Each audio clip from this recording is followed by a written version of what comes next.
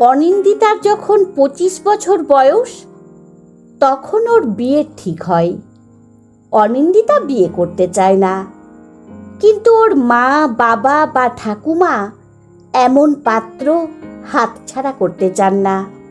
পাত্র বিলেত ফেরত ডাক্তার, এখানে ভালোই পসার করেছে, বাড়িতেই চেম্বার আছে, আর সেখানে সকাল থেকেই রুগীর লাইন পড়ে যায়। এছাড়াও নার্সিংহোমেও ডাক্তারি করে। মোদ্দা কথা, খুব ভালোই রোজগার করে। সব ঠিক আছে, পাত্রকে দেখতেও বেশ সুন্দর, তবে অনিন্দিতার থেকে একটু বেঁটে। এটাতেই অনিন্দিতার যত আপত্তি। তার উপর পার্থ মানে পাত্রকে দেখতে বাচ্চা বাচ্চা মতো। অনিন্দিতার মনে হচ্ছে ওর পাশে পার্থকে ঠিক ভাই মনে হবে।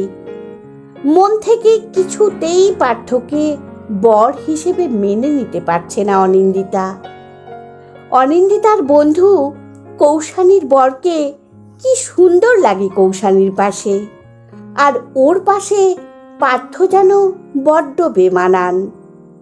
ছোট থেকেই অনিন্দিতার একটু নাক উঁচু ধরনের। নিজেকে দেখতে সুন্দর আর পড়াশোনায় বা অন্য সব বিষয়ে পারদর্শী হওয়ার জন্যই ওর একটু অহংকার আছে। সবাই এক কথায় ওকে বেশ প্রশংসা করে। সেখানে পার্থকে ওর পাশে দেখে সবাই যদি হাসে, তাহলে ও যে হেরে যাবে সবার কাছে। মনটা খুব খারাপ। মা, বাবা বা ঠাকুমাকে বুঝিয়ে বললেও ওনারা ওর কথাকে পাত্তা দিচ্ছেন না। ঠাকুমা তো বলেই বসেন, মানুষের রূপই আসল নয়, তার গুণটাই আসল। সেদিক দিয়ে পার্থ কিসে কম? এইসব চিন্তা মাথা থেকে ঝেড়ে ফেল অনু। পার্থর মতো এমন পাত্র আমরা শত খুঁজলেও পাবো না রে অনু। কি সুন্দর কথাবার্তা, এত বছর বিলেতে ছিল, কিন্তু ওর মধ্যে একটুও অহংকার নেই। ওর বাবা মা তো মাটির মানুষ, দেখেছিস তোকে ওরা কেমন স্নেহ করেন। এই বিয়ে নিয়ে কোনো রকম আপত্তি আমি শুনবো না। মাও ঠিক এমন কথাই বলেন, আর বাবা তো হাত তুলে দিয়েছেন, বলেছেন আমার মায়ের চোখে নজর খুব ধারালো, তোর মাকে আমার মাই পছন্দ করে এনেছে, তা না হলে এমন মা তুই কি পেতিস? আমি আমার মায়ের উপর বিশ্বাস রেখেই বলছি, পার্থ বা ওর বাবা মা খুব ভালো মনের মানুষ। তুই রাজি হয়ে যা অনু। অগত্যা অনু রাজি না হয়ে পারে না, তবে মনে মনে পার্থকে মেনে নিতে পারেনি। ভাবতেই পারছে না এমন ভাই ভাই মার্কা ছেলেকে কিভাবে বর ভেবে নেবে। যথা সময়ে বিয়ের দিন উপস্থিত। অনুর বন্ধুরা হাজির। তারা নাক উঁচু অনুর বর দেখার জন্য উদগ্রীব। হঠাৎ বর এসেছে রব শুনে অনুর বন্ধুরা, যারা এতক্ষণ অনুকে ঘিরে ছিল, তারা ছুটে চলে যায় বর দেখতে। কিছু পরেই ওরা ফিরে আসে। কারোর মুখে ব্যঙ্গের হাসি, আবার কেউ দুঃখ দুঃখ মুখ করে আসে। অনু লজ্জায় ওদের কাছে জানতে চায়নি বর কেমন দেখল। এমন সময় ওর এক বন্ধু রাধিকা বলে ওঠে, তোর বরকে তো তোর ভাই মনে হচ্ছে রে। ভালোই হলো, ভাই বোন মিলে থাকবি একসাথে, বলে হেসে ওঠে। অনু বরাবরই ভাঙবে তবু মচকাবে না। অনু বলে ওঠে, তবু তো আমার বর জুটেছে। অনেকের তো 10 বার পাত্র দেখে যায়, কিন্তু পছন্দই হয় না পাত্রপক্ষের। এর চেয়ে আমার বর তো অনেক ভালো, আবার নামকরা ডাক্তারও। এত কথা বললেও মনে তীব্র রাগ হয় মা, বাবা আর ঠাকুমার উপর। যে ভয় আর লজ্জা পাচ্ছিল সেটাই হলো। বন্ধুদের কাছে সেই ছোট হতেই হলো। আগে অনেক কেঁদেছে অনু বিয়ে করবে না বলে, চোখের জল শুকিয়ে গেছে। তাই বিয়ের পরের দিন যখন কনকাঞ্জলির পর ওর মা কাঁদতে কাঁদতে ঘরে ঢুকে যায়, তখন অনুর খুব রাগ হয়। ঠাকুমা বা ওর বাবা যখন ওকে জড়িয়ে ধরে কাঁদে, তখন ওদের কান্না তাড়িয়ে তাড়িয়ে উপভোগ করে। এক ফোঁটা চোখের জল না ফেলে গম্ভীর মুখেই শ্বশুরবাড়িতে চলে যায় অনু।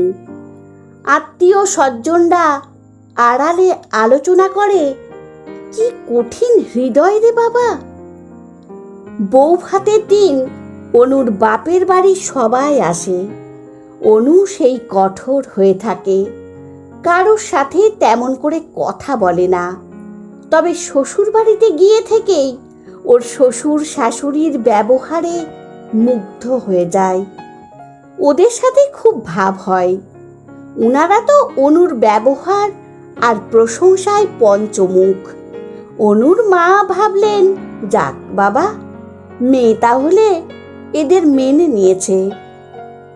ফুলশয্যার সময় ওকে ওর ঘরে ঢুকিয়ে দিয়ে যায় অনুর মামাতো পিস্তুতো বোনেরা। ওরা অনেক ইয়ার্কি ঠাট্টা করে অনুর সাথে। অনু কোনো সময় হাসে, আবার কোনো সময় লজ্জায় রাঙা হয়ে মুখ নিচু করে নেয়। ওরা চলে যাওয়ার পর পার্থ ঘরে ঢুকে দরজা লাগিয়ে দিয়ে অনুর কাছে আসতেই অনু ছিটকে বিছানা থেকে নেমে গিয়ে বলে, আমাকে একদম স্পর্শ করবে না, আমি তোমাকে বর বলে মেনে নিতে পারছি না। পার্থ এই কথাটা আচমকা শুনে থতমত খেয়ে বলে, কি বলছো? আমি তো কিছু বুঝতে পারছি না। পরে পার্থ যখন সব বুঝতে পারে তখন চুপ করে থাকে। অনু বলে, আমি তোমার মা বাবাকে সম্মান করি, উনাদের কষ্ট দিতে পারবো না। তাই আমরা স্বামী স্ত্রীর অভিনয় করব। এরপর আমি সময় মতো তোমাকে ডিভোর্স দিয়ে চলে যাব। এই কয়েকটা মাস আমাকে আমার মতো থাকতে দাও। পার্থ খুবই ভদ্র, বলে, তুমি যেমন বলছো তেমনই হবে। তুমি না কাছে এলে আমি কোনো দিনই তোমার উপর জোর খাটাবো না। সেদিন থেকেই ওরা আলাদা সই, কিন্তু বাড়ির কেউই কিচ্ছু জানতে বা বুঝতে পারে না। অনু মনে মনে চিন্তা করে, যা হোক করে কয়েকটা মাস কাটিয়ে দিয়েই এখান থেকে চলে যাবে। পার্থকে অনুর পছন্দ না হলেও ওর সাথে কোনো খারাপ ব্যবহার করেনি। পার্থ কিন্তু নিজের কর্তব্য থেকে এক চুলও সরে যায়নি। অনু কি খেতে ভালোবাসে, কোথায় বেড়াতে যেতে পছন্দ করে, ওর কি প্রয়োজন, সব কিছুতেই নজর আছে। যথাসম্ভব ওর পছন্দগুলো মেটানোর চেষ্টা করে। পার্থর বাবা মা তো অনু অন্ত প্রাণ, সব কিছুতেই অনুর মতামতের গুরুত্ব দেন উনারা। একদিন অনু দেখে পার্থ ওর জন্য বাড়ির থেকে একটু দূরে বসা এক ফুচকাওয়ালার থেকে চুরমুর কিনে এনে ওর হাতে দেয়। আসলে সেদিন পার্থ শুনেছিল অনু ওর মাকে বলছিল, কতদিন চুরমুর খাইনি, এবার বাড়িতে গিয়ে চুরমুর খাবো। সেটা শুনেই পার্থ চুরমুর কিনে আনে। আর একদিন অনু ওর শাশুড়ি মাকে বলছিল, চলো না মা, আজ আমি আর তুমি সিনেমা দেখে আসি। ওর শাশুড়ি মা বলেন, আমি কেন তোর সাথে যাব, তুই বরং পার্থর সাথে চলে যা। পার্থ এই কথাটা শুনতে পেয়ে বলে, আমার সময় কোথায় মা, তার চেয়ে তোমরা যাও, আমি টিকিট কেটে দিচ্ছি। দেখতে দেখতে প্রায় 1 বছর হতে যায় ওদের বিয়ে হয়েছে। একদিন অনুই বলে, এবার আমি তোমাকে মুক্তি দিয়ে চলে যাব। পার্থ কোনো উত্তর দেয়নি। পরে একদিন একটা ডিভোর্স পেপার এনে অনুকে দেয়। সেদিন প্রচণ্ড বৃষ্টি হচ্ছে। অনুর খুব ইচ্ছে করছে ওদের ঘরের লাগোয়া যে টেরেস আছে সেখানে গিয়ে ভিজতে। মনে করা মাত্রই চলে যায় ভিজতে। পার্থ বাড়ি ফিরে দেখে অনুর হাঁচি পড়ছে। রাতে খুব জ্বর আসে। পার্থ পড়ে মহা বিপদে। ও যে কথা দিয়েছে অনুকে স্পর্শ করবে না, এখন কি করবে ভেবে পাচ্ছে না। পরে নিজের মনকে বলে, ধরেই নিই না অনু আমার এক রুগী। তাছাড়া এত রাতে মাকে ডাকা ঠিক হবে না। তাই নিজেই অনুর মাথা ধুয়ে দেয়, জলপট্টি দেয়, পরে আর ওষুধ খাওয়ায়। ধীরে ধীরে অনু সুস্থ হয়ে ওঠে। সারা রাত জেগে পার্থ ওর সেবা করে। পরের দিন সকালে অনুর আগে ঘুম ভেঙে দেখে পার্থ ওর বিছানার সামনে একটা চেয়ারে বসে আছে, ওর দিকে তাকিয়ে।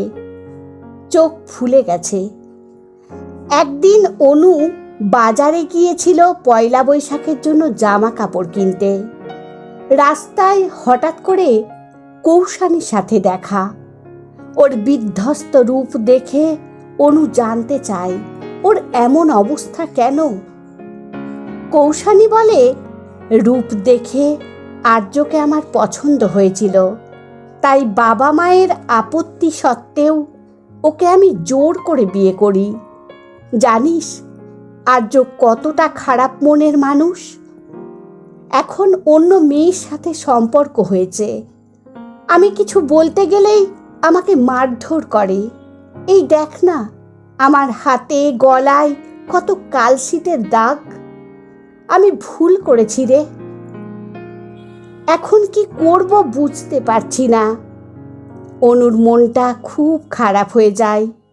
বাড়িতে ফিরে আসে। বাড়ি ফিরে দেখে পার্থ বিছানায় শুয়ে আছে। অন্যদিন এই সময়ে রুগী দেখে। পার্থর মা বলেন, দেখ না অনু, বাবুটা কেমন শরীর খারাপ বাঁধিয়ে বসেছে, ওর মাথায় যন্ত্রণা করছে। কপাল টিপে দিই বললাম, ও বলল লাগবে না।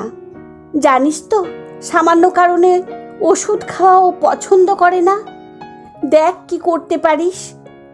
অনু একবার পার্থর কাছে গিয়ে ওর মাথায় হাত দিতে গিয়েও সরে আসে। রাতে পার্থ কিচ্ছু খেতে পারেনি।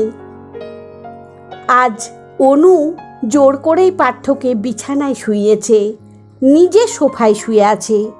কিছুতেই ঘুম আসছে না। কেবল কৌশানীর মুখটা আর কথাগুলো মনে পড়ছে। হঠাৎ পার্থর গোঙানির শব্দ শুনে বিছানার সামনে গিয়ে দেখে পার্থ মাথার যন্ত্রণায় ছটফট করছে। যন্ত্রণায় চোখের কোণ দিয়ে জল গড়িয়ে পড়ছে। অনু আর ঠিক থাকতে পারেনি। পার্থর কপাল টিপে দেয়। গায়ে এখন বেশ জ্বর আছে। আস্তে আস্তে ওর মাথায় জলপট্টি দেয়। পার্থ এতই ভদ্র যে অনু ওর পাশে এসে বসেছে বলে আড়ষ্ট হয়ে শুয়ে যন্ত্রণায় কাতরাচ্ছে। বেশ কিছুক্ষণ পরে পার্থ ঘুমিয়ে পড়ে। অনু ওর কপালে হাত দিয়ে দেখে এখনো হালকা জ্বর আছে। আজ ওর পাশ থেকে চলে যেতে মন চাইছে না অনুর। মনে হচ্ছে ওকে জড়িয়ে ধরে শুয়ে থাকতে। কেন যে আজ ওকে এত ভালো লাগছে বুঝতে পারছে না। কবে যে পার্থ ওর মনটা চুরি করে নিয়েছে বুঝতেই পারছে না। পার্থকে একদম ছাড়তে ইচ্ছে করছে না। রাতে আবার জ্বর আসে পার্থর। অনু আবার ওর কপালে জলপট্টি দেয়, কিন্তু জ্বর কমতে চায় না। তাই জোর করে ওর মাথাটা একটু তুলে একটা জ্বরের ওষুধ খাইয়ে দেয়। অনু ওর মাথায় হাত বুলিয়ে দেয়। আরাম পেয়ে পার্থ ঘুমিয়ে পড়ে। সকালে সূর্যের আলো চোখে এসে পড়তেই অনুর ঘুম ভেঙে যায়। দেখে ও পার্থর বুকে মাথা দিয়ে শুয়ে আছে, আর পার্থ ওকে 2 হাত দিয়ে জড়িয়ে ধরে আছে। এই বাঁধন ছেড়ে উঠতে মন চাইছে না অনুর। মনে হচ্ছে অনেকক্ষণ ধরে পার্থর বাহুবন্ধনে আবদ্ধ থাকতে। কি পরম শান্তি লাগছে ওর বুকে মাথা দিয়ে শুয়ে থাকতে। না, কিছুতেই পারবে না পার্থকে ছেড়ে থাকতে। আস্তে আস্তে পার্থর হাত দুটো সরিয়ে অনু বিছানা থেকে নেমে আলমারিটা খুলে সেই ডিভোর্স পেপারটা ছিঁড়ে কুচি কুচি করে জানালা দিয়ে ফেলে দেয়। বিছানায় শুয়ে থাকা পার্থর করুণ মায়ামাখা মুখটার দিকে তাকিয়ে থাকে অনু। বিছানায় এসে পার্থর মাথায় হাত বুলিয়ে দেয় অনু। নিজের অজান্তেই চোখ দিয়ে জল গড়িয়ে পড়ে পার্থর মুখের উপর। পার্থর ঘুম ভেঙে যায়। অনু পার্থ বলে জড়িয়ে ধরে কেঁদে ফেলে, বলে, আমাকে ক্ষমা করে দাও পার্থ, তোমাকে ছাড়া আমি থাকতে পারবো না। পার্থ ওর চোখ মুছিয়ে দিয়ে ওকে বুকে টেনে নেয়, আদরে আদরে ওকে ভরিয়ে তোলে। দুজনে খুব কাছে চলে আসে। হঠাৎ করে দরজায় ধাক্কা দিয়ে অনুর শাশুড়ি মা বলেন, কি রে অনু, কটা বাজে দেখ, 10টা যে বেজে গেছে। বাবুর শরীর কেমন আছে রে? বাইরে যে রুগীর লাইন পড়ে গেছে। অনু বলে, হ্যাঁ মা, যাচ্ছি, তোমার বাবু এখন ভালো আছে। বলেই পার্থর বাহুবন্ধ ছেড়ে উঠতে গেলে পার্থ ওকে আরও জড়িয়ে ধরে। অনু বলে, চোর কোথাকার, আমার মনটাকে চুরি করে নিয়েছে। পার্থ বলে, বেশ করেছি, চুরি করেছি, আরও চুরি করব, সব সব সব চুরি করে নেব। বলেই ওকে আস্তে পৃষ্ঠে জড়িয়ে ধরে। কলমে দেবিকা মিত্র, কণ্ঠে সোনালী। বন্ধুরা, গল্পটি যদি ভালো লেগে থাকে তাহলে প্লিজ লাইক, কমেন্ট ও শেয়ার করতে ভুলবেন না। আর নতুন বন্ধু হলে অবশ্যই সাবস্ক্রাইব করে সঙ্গে থাকবেন, আশা রাখছি। ধন্যবাদ, ভালো থাকবেন।